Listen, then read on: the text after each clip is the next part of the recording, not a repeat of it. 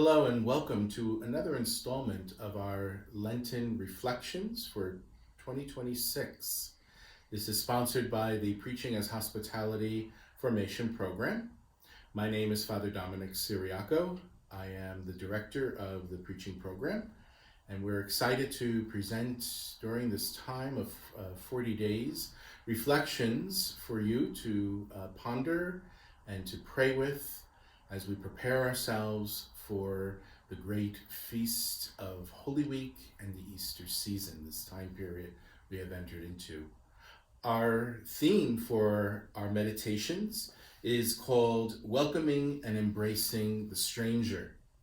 So as we have begun the Lenten season yesterday with Ash Wednesday, we continue on with this theme. You will be given written meditations during this time period, but every Sunday I will be giving a Visio Divina where we can look at the artwork that we have chosen for this time period to reflect on, pray with, and then throughout the week as our guest people who are be meditating on the readings will be using this artwork also. It'll help to bring all this together. Now for this season, we've chosen the artist James Tissot. So the first would be, why did we choose James Tissot? And simply to say, James Tissot is a great painter from the 19th century.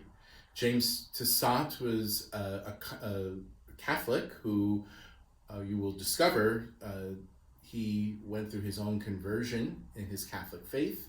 And his art is very much centered on the life of Jesus Christ.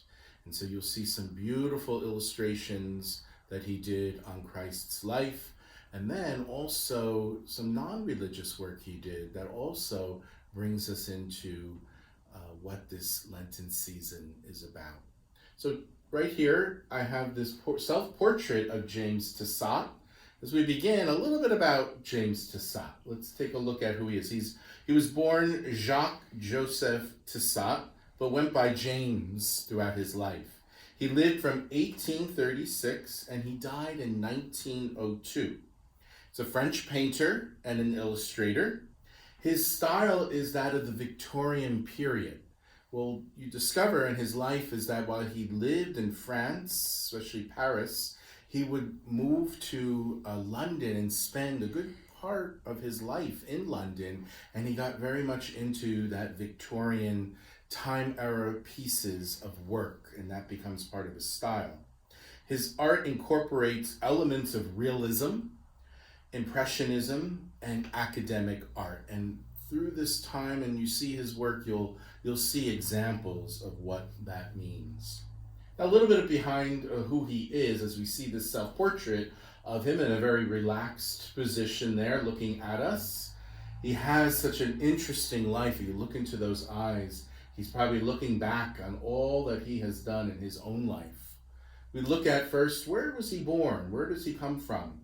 He's from France, from the region of where Paris is.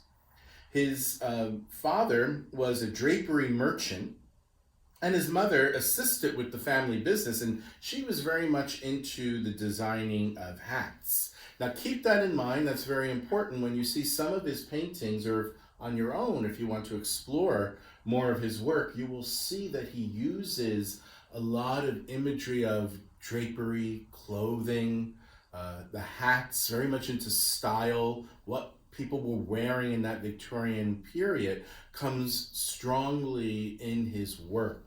And that comes from his family background and the work that they were doing here. He was from a very devout Catholic family. He grew up in a devout Catholic family. But he drifted away from the Catholic faith, especially when he served in the Franco-Prussian War. It was that time when he went through his own crisis of the faith, and so he left the church for a time period. And that's when he found himself in London. And that's when his paintings were more on realism, what was going on in daily life of the Victorian period of people, everyday living. That's what he sort of painted there. But then he goes back to Paris And he has a conversion experience while he's in a Catholic church praying. He has a vision. And it's there that he decides that he wants to give his life over to Christ more and practice more in depth his Catholic faith. And in that later part of his life, all the way up to his death in 1902, it is there that he started to paint religious imagery, especially biblical imagery from the Old Testament and the New Testament.